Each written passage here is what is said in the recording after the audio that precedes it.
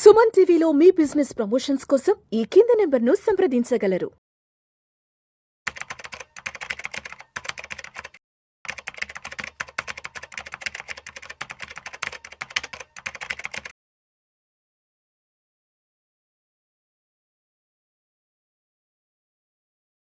Welcome to Vishnu talks. నేను మీ Vishnu.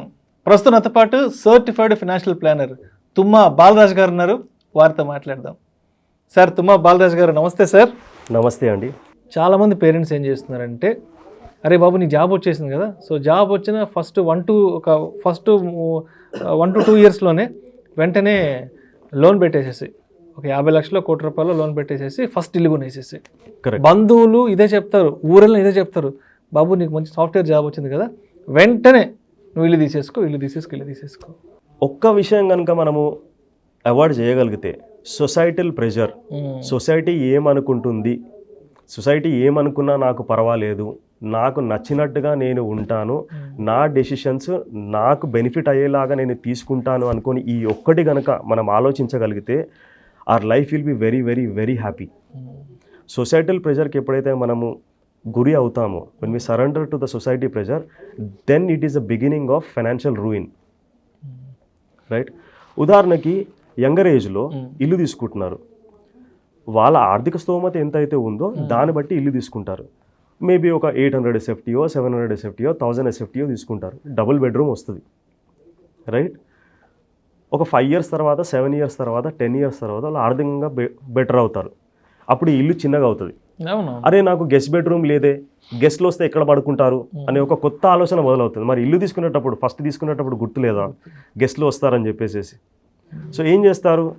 So ఈ ఇల్లు అలాగే ఉంటుంది, దీనికి ఈఎంఐ కడుతూ ఇంకొక ఇల్లు తీసుకుంటారు. సో ఇలా ఏమైపోతుందంటే ఒక మనిషి లైఫ్ టైంలో ఒక 2-3 హౌజెస్ దే విల్ హ్యావ్. ఎందుకంటే అక్కడ ఇమోషనల్ అటాచ్మెంట్ ఉంటుంది ఫస్ట్ హౌస్. రైట్. అంటే ఈ పియర్ ప్రెషర్ అనేది ఎలా ఉంటుందంటే, ఇప్పుడు నేనైనా ఊరు వెళ్ళినప్పుడు చాలామంది అడుగుతుంటారు, మీరుండే ఏరియాలో 1 కోటి 2 కోట్లు పెట్టి మంచి ఫ్లాట్ కొనుక్కోవచ్చు కదా విష్ణు. కరెక్ట్. ఇంకొంతమంది బంధువులు వస్తారు, సరదాగా ఏదో వీకెండ్ వస్తారు, రే చాలా బాగుంది మీ ఫ్లాట్, ఎంత ఉండొచ్చు అంటే ఏదో 1 కోటి 2 కోట్లు చెప్తారు, నువ్వు తీసేసుకోవచ్చు కదా అంటారు. అంటే 1 కోటి 2 కోట్లు విష్ణు దగ్గర ఉండాలి కదా. అంటే మీరు వచ్చి ఒక నెంబర్ చెప్పేస్తే ఆ నెంబర్తో నేను ఇల్లు కొనేసుకోవాలా అంటే నాకు అర్థం కాదు. 1 కోటి 2 కోట్లు పెట్టి వీడు కొనగలడా అంటే ఆ నెంబర్ కూడా వాళ్ళే చెప్పేస్తుంటే అనిపిస్తుంది, అనవసరంగా పిలిచాము వీళ్ళ ఇంటికి అనిపిస్తుంది. అడ్వైజ్ ఇవ్వడానికి ఖర్చు అవ్వదు కదండి, ఫ్రీగా అడ్వైజ్ ఇవ్వచ్చు కదా. మాటలే ఉంది, ఉచితంగా చెప్పొచ్చు. సో పియర్ ప్రెషర్లో మనం ఎప్పుడైతే ఇల్లు కొంటామో ఈఎంఐ ఎవరు కట్టాలి? ఈఎంఐ ఎవరు కడతారు? మనం కట్టాలి. సలహా ఇచ్చిన వాళ్ళు, అడ్వైజ్ ఇచ్చిన వాళ్ళు వచ్చి ఈఎంఐలు కడతారా? 1 కోటి 2 కోట్లు పెట్టి ఇల్లు కట్టాలంటే నెలకి ₹1,00,000 ఈఎంఐ కట్టాలి కదా. ₹1,00,000 తక్కువ ఉండదు కదా. అవును. మరి ఈఎంఐ ఎవరు కడతారు? మనమే కట్టుకోవాలి. సో ఈ విషయం మనం దృష్టిలో పెట్టుకుంటే మిస్టేక్ చేయకుండా ఉంటాం. ముఖ్యంగా సాఫ్ట్వేర్ ఎంప్లాయీస్ అనుకోండి, వాళ్ళు ఉద్యోగరీత్యా తరచూ మారుతూ ఉంటారు, ఒక ప్రాంతం నుంచి ఇంకో ప్రాంతానికి మారుతూ ఉంటారు, రైట్? మరి అలాంటి వాళ్ళు ఇల్లు కొనుక్కోవచ్చా? ఒక ప్రాంతంలో ఒక 4-5 సంవత్సరాలు ఉంటారు, ఇంకో ప్రాంతంలో ఇంకో 4-5 సంవత్సరాలు ఉంటారు, మరి ఎక్కడ ఇల్లు తీసుకోవాలి? ఇది చాలామంది వెళ్ళిన చోటల్లో మనం ఇల్లు తీసుకోలేం కదా. అవునవును. చాలామంది ఇప్పుడు హైదరాబాద్లో ఉంటారు ఒక 3-4 years, నెక్స్ట్ పూణేకో లేదంటే బెంగళూరుకో చెన్నైకో వెళ్తారు. మరి ఏంటి వాళ్ళ సిచ్యువేషన్ ఏంటి? ఊర్లో జనాలేమో మనం ఏ ఊర్లో ఉంటే ఆ ఊర్లో 2-3 కోట్లు పెట్టి ఇల్లు కొనుక్కోమని చెప్తూ ఉంటారు, రైట్? అయితే జనరల్గా ఏంటంటే తరచూ మారుతూ ఉంటారు కదా, వాళ్ళు ఇల్లు తీసుకోకూడదు. యాక్చువల్లీ మనం ఎప్పుడైతే 20-25 సంవత్సరాలు ఒకే ప్రాంతంలో ఉంటామని ఖచ్చితంగా తెలిస్తేనే ఇల్లు తీసుకోవాలి. అప్పుడే మనం ఆ ఇంటి యొక్క కంప్లీట్ వాల్యూని డిరైవ్ చేసుకోగలుగుతాం, దాన్ని పూర్తిగా కూడా ఆస్వాదించగలుగుతాం ఫస్ట్. సో తరచూ మారుతూ ఉంటే అది చాలా ఇబ్బందికరంగా ఉంటుంది. ఇప్పుడు నేను చెప్పే విషయాలు చాలామందికి అర్థం కాకపోవచ్చు, విరుద్ధంగా మాట్లాడుతున్నారు అని కూడా అనుకోవచ్చు, but this is the fact. అయితే ఇల్లు తీసుకోవడంలో తప్పేముందండి? మనం ఉండకపోతే రెంట్కి ఇవ్వచ్చు కదా, రెంటల్ ఇన్కమ్ వస్తుంది కదా. రెంటల్ ఇన్కమ్ ఖచ్చితంగా వస్తుంది. ఉదాహరణకి ఒక ₹1 కోటి రెసిడెన్షియల్ ఫ్లాట్ ఉందనుకోండి, ఎంత రెంట్ వస్తుంది? నెలకు 20,000 నుంచి 25,000 వస్తుంది. జనరల్గా రెసిడెన్షియల్ రెంటల్ ఈల్డ్ 2.5 నుంచి 3% వరకు మాత్రమే వర్కౌట్ అవుతుంది. మీరు అన్నట్టు 20 నుంచి 25,000 వరకు మాత్రమే రెంట్ వస్తుంది. ఆ రెంట్ మనకు సంవత్సరం మొత్తం వస్తుందా? అందులోంచి మనం 1-2 నెలలు వేవ్ ఆఫ్ చేసుకోవాలి. ఎందుకంటే టెనెంట్ కంప్లీట్గా ఆక్యుపై చేయకపోవచ్చు, మధ్యలో కొన్ని మంత్స్ మనకు ఖాళీ కూడా ఉండొచ్చు అనమాట. సో ఇలాంటి టైంలో మనకు రెంటల్ ఈల్డ్ 2-2.5-3% వరకే మనకు వర్కౌట్ అవుతుంది. మనం లోన్ త్రూ ఇల్లు తీసుకున్నాం కదా, లోన్ పర్సంటేజ్ ఎంత ఉంటుంది? దాదాపు ఇప్పుడు 9% ఉంది. 8 to 9%. So for easy understanding are easy calculation, ₹1,00,00,000 loan తీసుకుంటే 9% ఇంట్రెస్ట్ అనుకోండి. ఓన్లీ ఇంట్రెస్ట్ మాట్లాడుతున్నాం మనం ఇక్కడ. ₹9,00,000 ఇంట్రెస్ట్ అవుతుంది. అంటే నెలకి ₹75,000 ఇంట్రెస్ట్ కట్టాలి. నేను ప్రిన్సిపల్ రీపేమెంట్ మాట్లాడట్లేదు, ఓన్లీ ఇంట్రెస్ట్ రీపేమెంట్ మాట్లాడుతున్నాను. ₹75,000 నెలకి మనము ఇంట్రెస్ట్ రీపేమెంట్ చేస్తాము. రెంటల్ ఇన్కమ్ ఎంత వస్తుంది? 20,000 నుంచి 25,000 వస్తుంది. అంటే ఎవ్రీ మంత్ మనం ₹50,000 పాకెట్ నుంచి అలా పడేస్తూ ఉన్నాం అనమాట.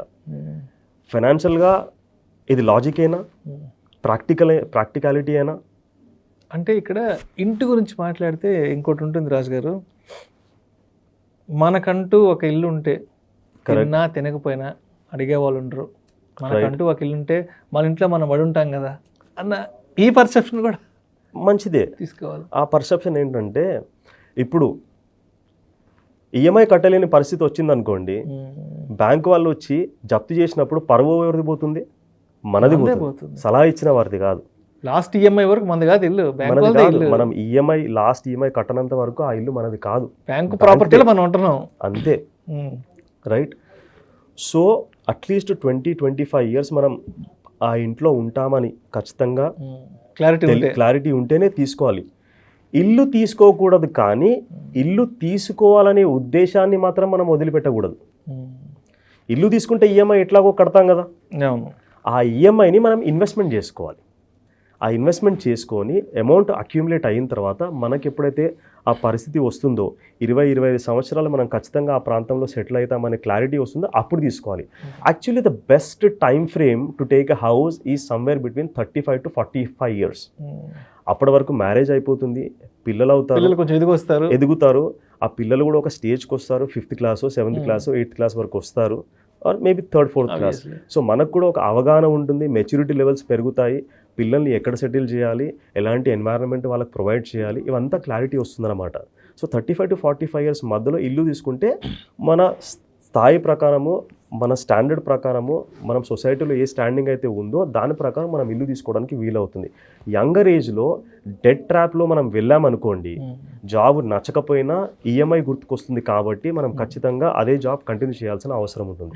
So house, if you are staying in that particular place for at least 20-25 years, అప్పుడే ఇల్లు తీసుకోవాలి. లేదంటే మనం ఆ ఈఎంఐ అమౌంట్ ఏమైతే ఉందో దాన్ని రెగ్యులర్గా ఇన్వెస్ట్మెంట్ చేసుకుంటూ ఆ సందర్భం ఎప్పుడైతే వస్తుందో, ఆ సిచ్యువేషన్ ఎప్పుడైతే వస్తుందో అప్పుడు ఇల్లు తీసుకోవాల్సిన అవసరం ఉంటుంది. సరే, ఇల్లు తర్వాత and what about the retirement planning? సరే, ఇల్లు అయితే తీసేసుకున్నాము, హ్యాపీగా మన ఇంట్లో మనం ఉంటున్నాం, next right.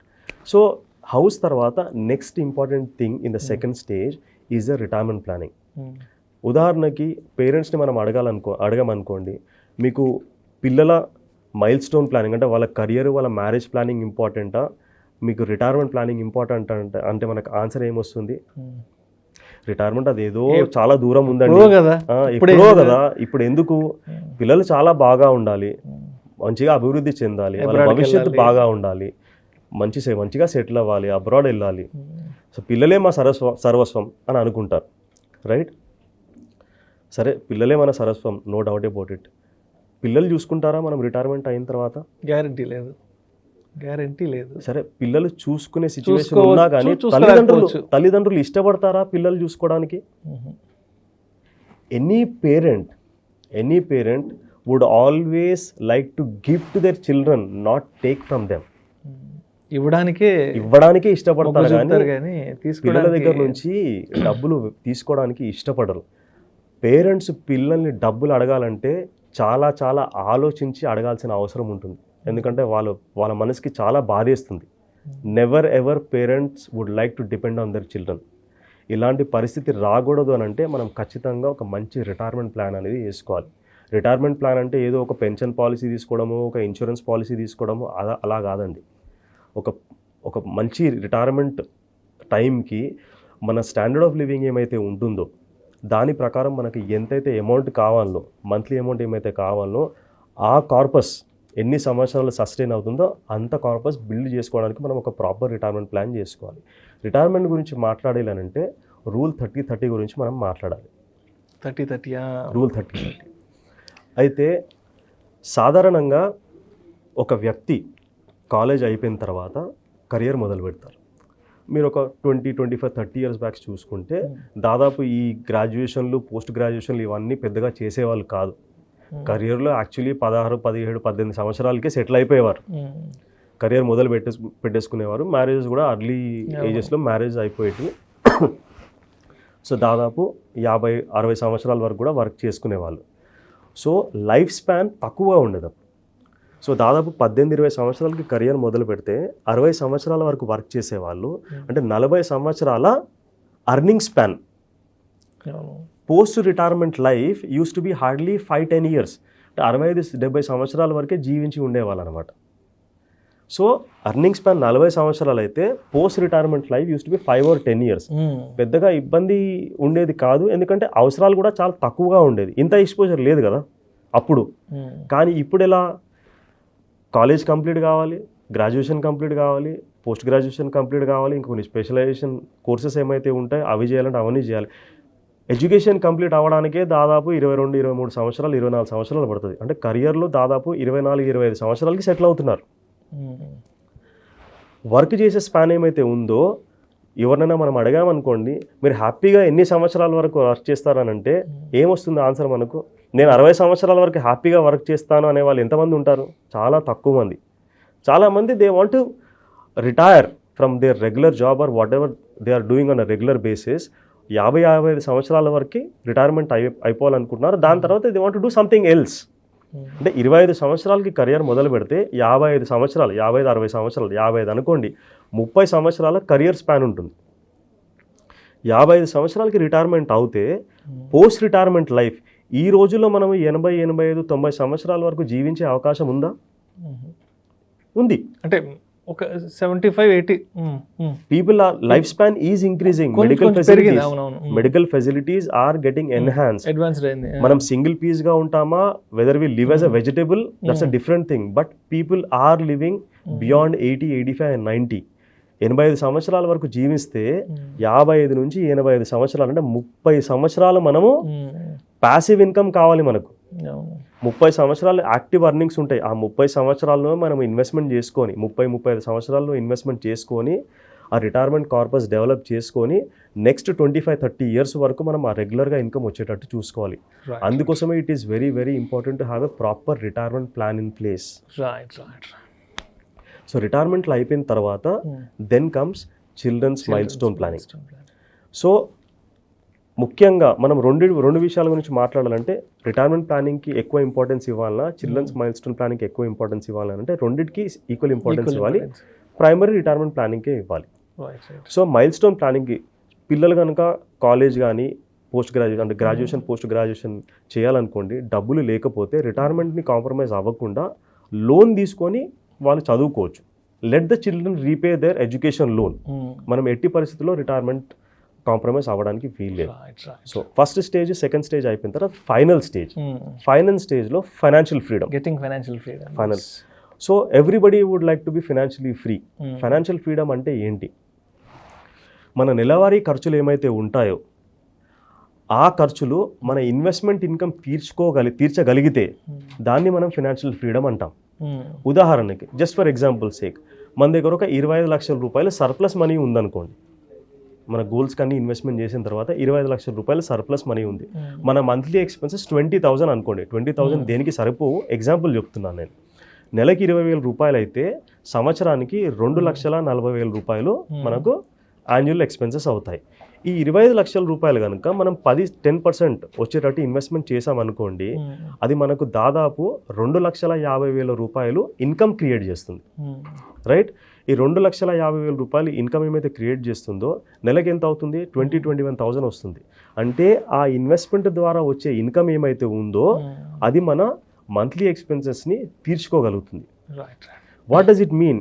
Actually we don't have the pressure to earn money. ఎందుకంటే మన అవసరాలు ఏమైతే ఉన్నాయో మన ఇన్వెస్ట్మెంట్ ఇన్కమ్ తీరుస్తుంది అనమాట.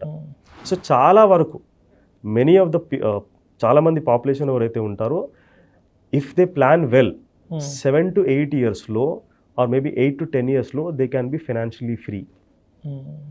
ఒక ₹1,00,000 మనం ఇన్వెస్ట్మెంట్ చేసామనుకోండి నెలకి, గోల్స్కి కాకుండా సపరేట్గా నెలకి ₹1,00,000 ఇన్వెస్ట్మెంట్ చేస్తే అది 12% కనుక రిటర్న్ జనరేట్ చేసింది అనుకోండి, మనం ఒక 7 to 8 yearsలో ఎవ్రీ మంత్ ఆ 1 lakh మనం ఎర్న్ చేసుకోనికి వీలు అవుతుంది. మనకు కూడా ఒక సైజబుల్ కార్పస్ జమ అవుతుంది. ఆ కార్పస్ కూడా దాదాపు ఒక నెలకి ₹1,00,000 మనకు ఎవ్రీ మంత్ ఇన్కమ్ రిటర్న్ చేసే విధంగా ప్లాన్ చేసుకోవచ్చు. సో మనం చూస్తే first stage, second stage and final stage, 3 stages of financial planning. Thank you sir, thank you so much Tumma Balaraj గారు. థ్యాంక్ యూ అండి. ఫైనాన్షియల్ ప్లానింగ్కి సంబంధించి ఒక కంప్లీట్ గైడ్, ఒక వికీపీడియాలో ఉన్నంత కంటెంట్ని ఇవాళ మనకి ఆడియన్స్కి ఒక ఈ వీడియో ద్వారా అందించారు. అండ్ ఇన్ని సంవత్సరాలుగా అందరూ మీ ఆర్టికల్స్ని చదివారు ఇవాళ నుంచి, అండ్ ఈ వీడియోస్ ద్వారా వాళ్ళు మిమ్మల్ని చూడబోతున్నారు అండ్ మీ మాటలు వినబోతున్నారు sir. Thank you so much sir. I'm looking forward for it. Thank you sir. Thank you.